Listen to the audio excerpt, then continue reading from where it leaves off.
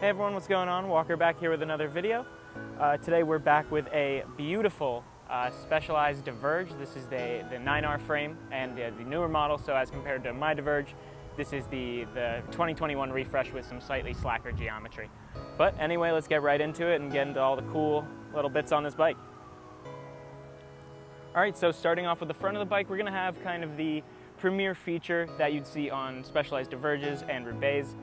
This is the Future Shock. So what this does is, if I press down right here, you're going to see a bit of that squish, and what that's allowing the bike to do is just give you a little bit of suspension. You can also use this lever, or sorry, this dial right here to lock it out, so no squish at all, or you can leave it full squish.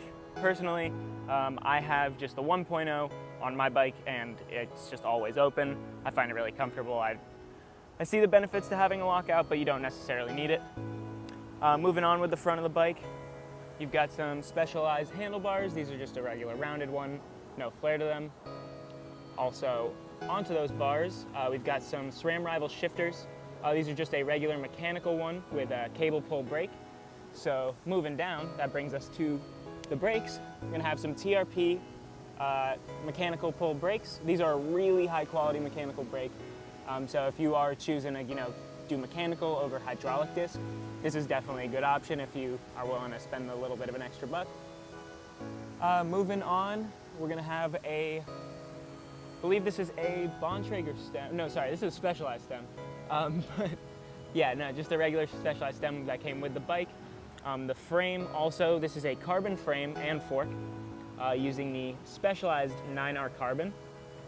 So it's just like, the same carbon actually that's used on my Diverge, but the main differences between my Diverge and this one would just be the geometry. So this one is slightly slacker, slightly a little more laid back. So it's going to be a little bit more chill of a ride, but definitely really good for off-road as well. I mean, I think they both do a good job with that. Also, moving down, we're going to have some Roval SLX 24 rim, so a 24 depth on here. Just aluminum wheel, they're not carbon or anything, but nice and light, still really good and stiff. Also on there, we've got a Pathfinder Pro tire. It's going to be a nice and wide 38, but as you can see, there's plenty more clearance on the bike. So, I mean, you can go up to a 47, 700C, and then I think a 650B is a 2.1. Also on here, you're going to have some top mounts on the top tube, just for like a bag if you wanted to put that there. Specialized has a proprietary seat post for this. It's just a Terra seat post, so it has a good amount of flex in there. Trying to get that in focus. There you go. Also, moving on with this bike, we're going to have another SLR Boost saddle. This is a Selle Italia saddle. Titanium rails, nice and light. Moving down the back, you're going to have the same wheel and tire combo as the front. Look at that, beautiful. Beautiful paint job right there with that orange too.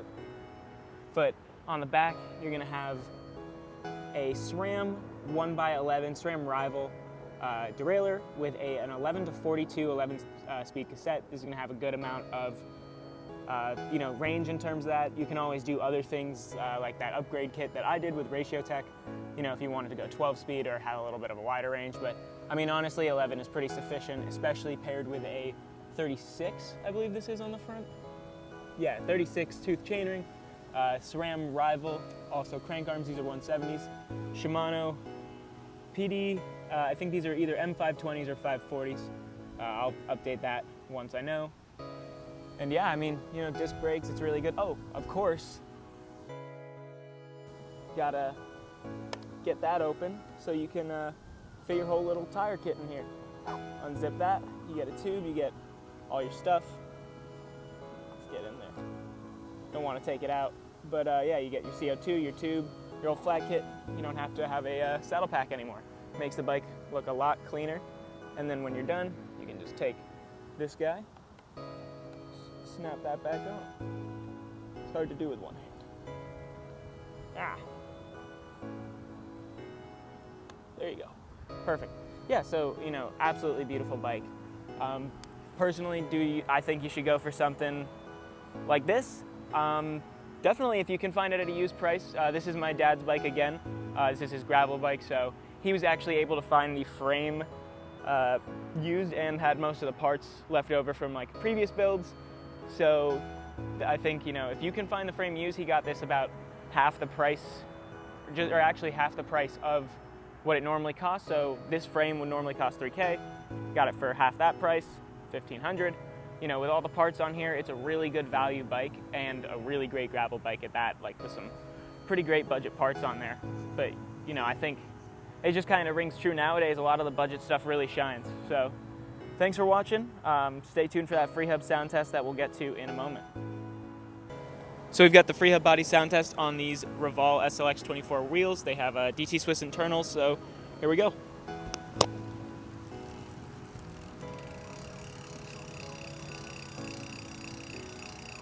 Nice and quiet. Thanks for watching.